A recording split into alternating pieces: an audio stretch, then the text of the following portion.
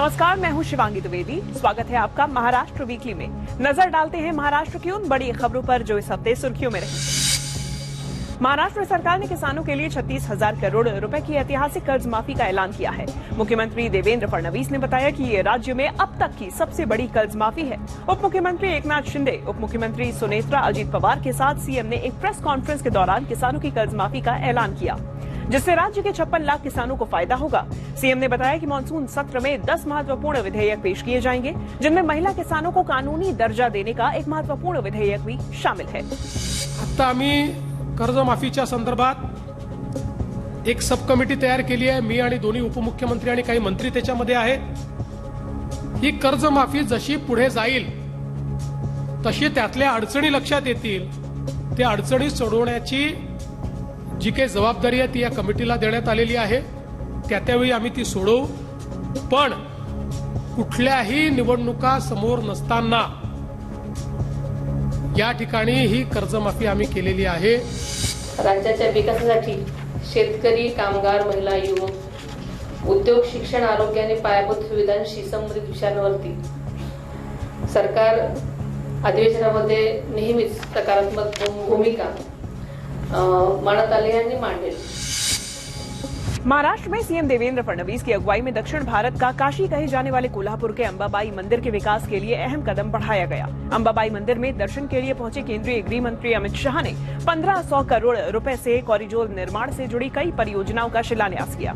इस दौरान उन्होंने मुख्यमंत्री देवेंद्र फडणवीस और उप मुख्यमंत्री एकनाथ शिंदे के साथ मंदिर में पूजा भी की और इस कॉरिडोर के निर्माण से सदियों पुराने 41 मंदिरों के संरक्षण किया जाएगा।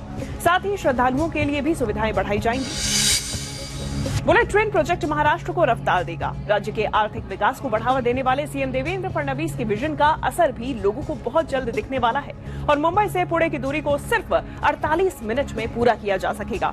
सीएम फडणवीस ने रांजणगांव में जापिल कंपनी के विस्तार के दौरान जोर देते हुए कहा कि बुलेट ट्रेन सिर्फ परियोजना नहीं बल्कि राज्य की आर्थिक ताकत को नई ऊंचाई देने का विजन है। मुंबई की लाइफलाइन बेस्ट को मजबूती देने के साथ कर्मचारियों को बड़ी राहत देने में महाराष्ट्र सरकार कामयाब रही। Deputy chief minister Eknath Shinde की अध्यक्षता में हुई मीटिंग के बाद बेस्ट कर्मचारियों ने अपनी हड़ताल वापस ले ली। Deputy chief minister Eknath Shinde ने अधिकारियों को मौजूदा फाइनेंशियल ईयर में उनकी पेंडिंग ग्रेच्युटी अमाउंट देने का निर्देश दिया। साथ ही नया अग्रीमेंट होने तक अंतरिम राहत के तौर पर बेस्ट कर्मचारियों को हर महीने 3,000 रुपए और ठेके पर काम करने वाले कर्मचारियों को हर महीने 2,000 रुपए की टेम्पररी बढ़ोतरी देने का फैसला किया। सीएम देवेंद्र फडणवीस ने महाराष्ट्र को देश का सबसे बड़ा ग्रीन स्टील हब बनाने की दिशा में बड़ा कदम उठाया है। उन्होंने कहा कि कम लागत पर स्टील उत्पादन कर महाराष्ट्र वैश्विक बाजार में मजबूत उपस्थिति दर्ज कराने की दिशा में आगे बढ़ रहा है।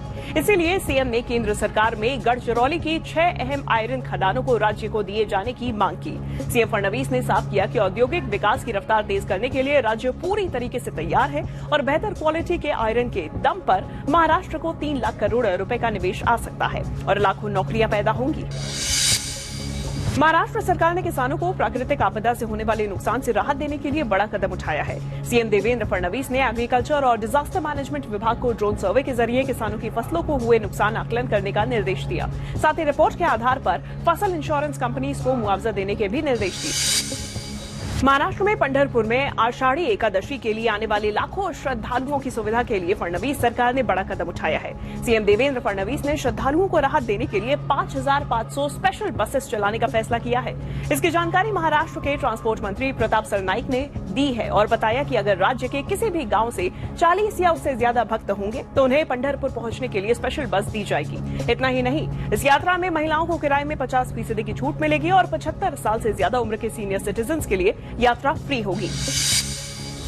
महाराष्ट्र को स्वच्छ बनाने के लिए देवेंद्र फडणवीस सरकार बड़े कदम उठा रही है। राज्य की पर्यावरण मंत्री पंकजा मुंडे ने राज्य के अस्पतालों से निकलने वाले बायोमेडिकल वेस्ट की मात्रा, उसकी प्रोसेसिंग और सेंटर्स की कैपेसिटी पर अधिकारियों से 6 महीने में कंप्लीट रिपोर्ट मांगी है। फडणवीस सरकार मेडिकल वेस्ट मैनेजमेंट के लिए किसी एक कंपनी पर निर्भर रहने की जगह अलग अलग इलाकों में कम्पिटिटिव और एफिशिएंट सिस्टम बनाने पर जोर दे रही है।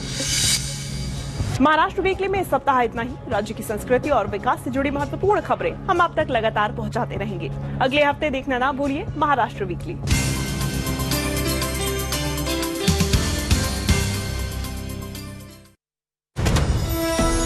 आप देख